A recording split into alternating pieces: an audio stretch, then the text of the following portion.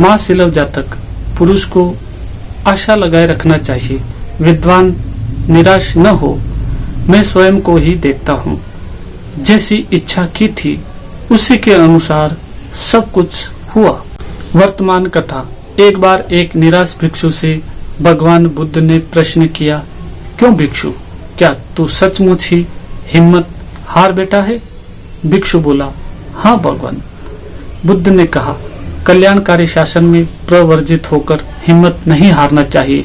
पूर्व काल में बुद्धिमानों ने राज्य खोकर हिम्मत बनाए रखी थी और अपने नष्ट हुए यश को फिर से प्राप्त किया था। भिक्षुओं के जिज्ञासा करने पर भगवान ने पूर्व काल की कथा इस प्रकार सुनाई। अतीत कथा। एक बार बोधिसत्व का जन्म काशीराज की पटरानी की कोख से हुआ। उनका नाम पंडितों ने शिलव रखा। पिता के स्वर्गवास सिधारने पर शिलव महाशिलव के नाम से काशी के सिंहासन पर आसीन हुआ। महाशिलव बड़ा धार्मिक राजा था। उसके राज्य में प्रजा अत्यंत सुखी थी। कोई भी भूखा नहीं रहता था। लोग पाप से घृणा करते और सदाचरण रत थे।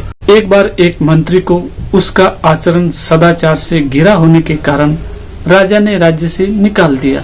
वह मंत्री काशी से चलकर कौशल राज्य में पहुंचा और थोड़े दिनों में ही वहां के राजा का विश्वास पात्र बन गया।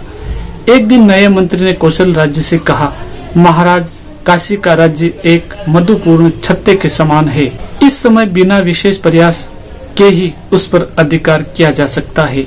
राजा ने पहले तो इस झमेले में न पड़ने का ही निश्चय किया, परंतु मंत्री ने जब यह कहा कि राज्य पर अधिकार बिना युद्ध ही के हो जाएगा, तो वो एक बड़े राज्य के पाने का लोभ न रोक सका। धीरे धीरे कौशल के लोगों ने काशी की सीमा में प्रवेश कर लूटपाट आरंभ कर दी।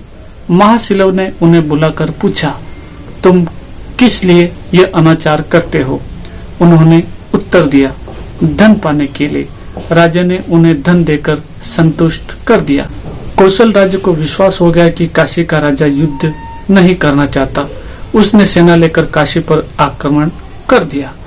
काशी राज महाशिलव के योद्धाओं ने युद्ध करने की अनुमति मांगी, परंतु राजा ने मना कर दिया। कौशल राज्य ने बिना विरोध ही राज्य भवन में प्रवेश किया। राज्य के लिए मैं मनुष्य का रक्त बहाना उचित नहीं समझता, ऐसा कहकर महाशिलव ने सिंहासन खाली कर दिया। नीच मंत्री ने कौशल राज्य के कान में कहा, महाराज भी कहीं ऐसी ही उदारता दिखाने की भूल न कर बैठे। कौशल राज्य के आदेश से महाशिलव तथा उसके मंत्री और योद्धागण जीवित ही शमशान में गाड़ दिए गए। केवल उनका सिर भर बाहर निकला छोड़ दिया गया। रात्रि में शमशान में शियारों के दल आए। उनके पास आने पर सब योद्धा चिल्ला उठे, जिससे शियार डर कर भाग गए। थोड़ी देर में शियार फिर लौटे।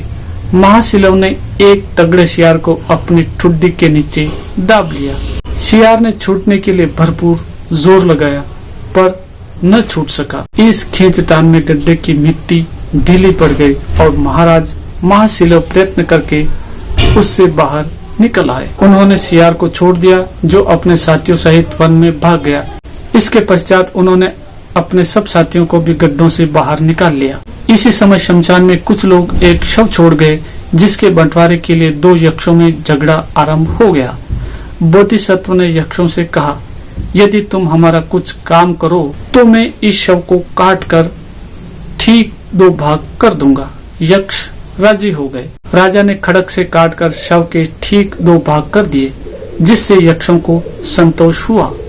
मांस खा चुकने पर यक्षों ने राजा से पूछा, हमें आप क्या करने का आदेश देते हैं? राजा महाशिलव ने यक्षों से कहा, मुझे अत्यंत गुप्त रूप से राज्य भवन में पहुंचा दो और इन सब योद्धाओं को इनके घर।